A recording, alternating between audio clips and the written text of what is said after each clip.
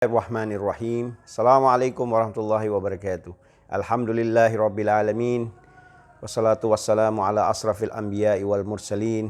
Allahumma salli wa sallim wa barik ala Sayyidina Muhammadin abil ummi wal ali wa sahbihi wa barik wasallam.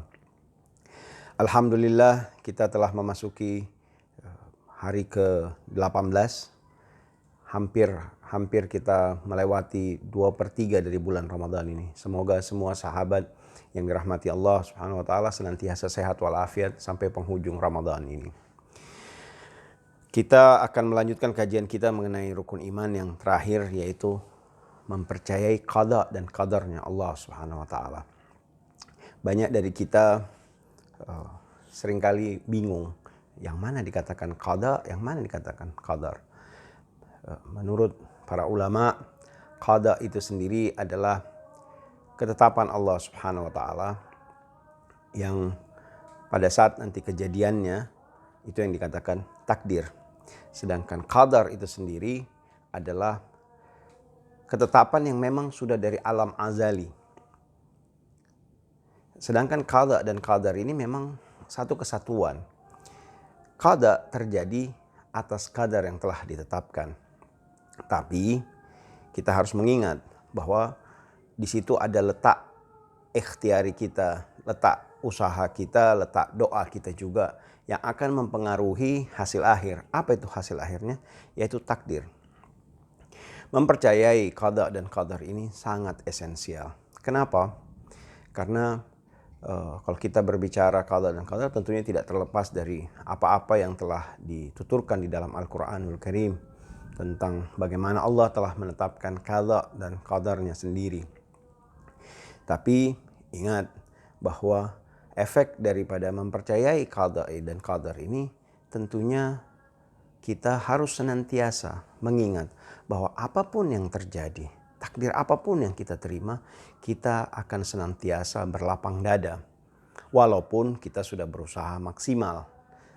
Kalau bisa dikatakan, kami merumuskan bahwa qada dan qadar ini tidak terlepas dari doa, usaha, istiqamah, dan tawakal. Karena pada akhirnya kita hanya bisa bertawakal. Tentunya dengan 3 yang maksimal ini. Yaitu doa, diiringi oleh usaha, dan pastinya istiqamah. Apa yang dimaksud dengan istiqamah? Senantiasa, berlangsung terus menerus. Misalnya kita dalam berusaha harian, dalam kita berusaha, kita senantiasa kita awali dengan doa, baru kita melangkah.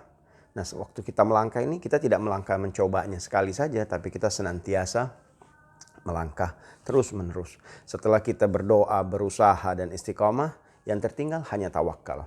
Allah yuhibbul mutawakkilin. Allah mencintai orang-orang yang senantiasa berserah diri atau memberikan urusannya. Kenapa? Karena Allah khairul wakilin. Allah sebaik-baik pengurus. Allah sebaik-baik yang bisa mengurus kita.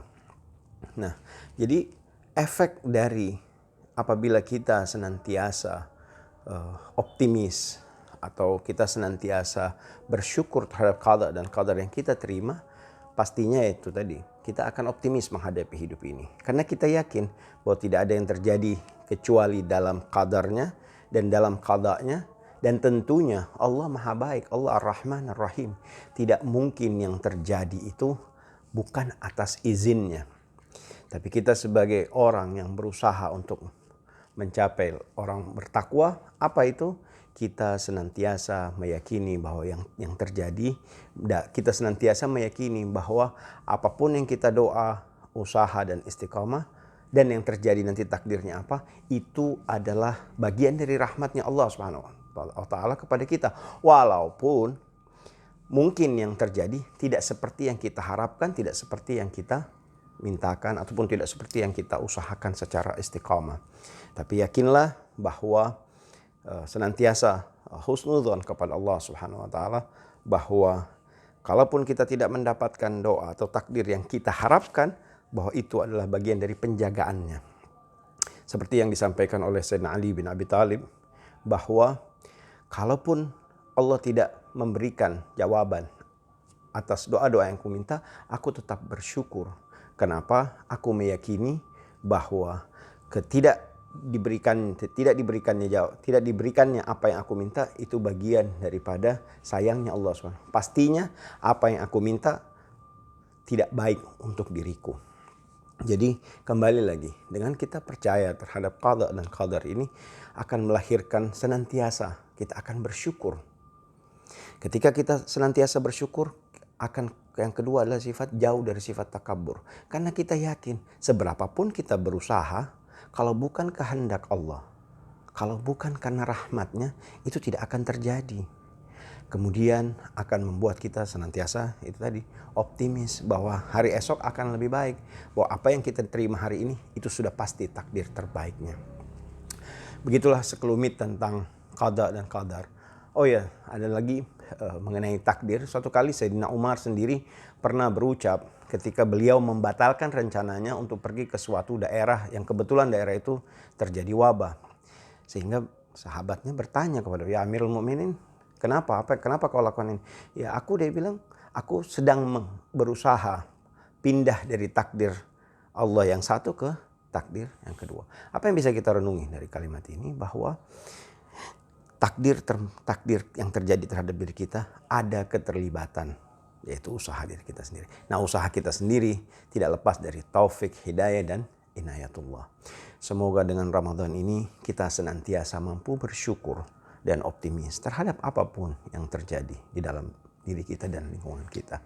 Semoga wabillahi taufik wal hidayah.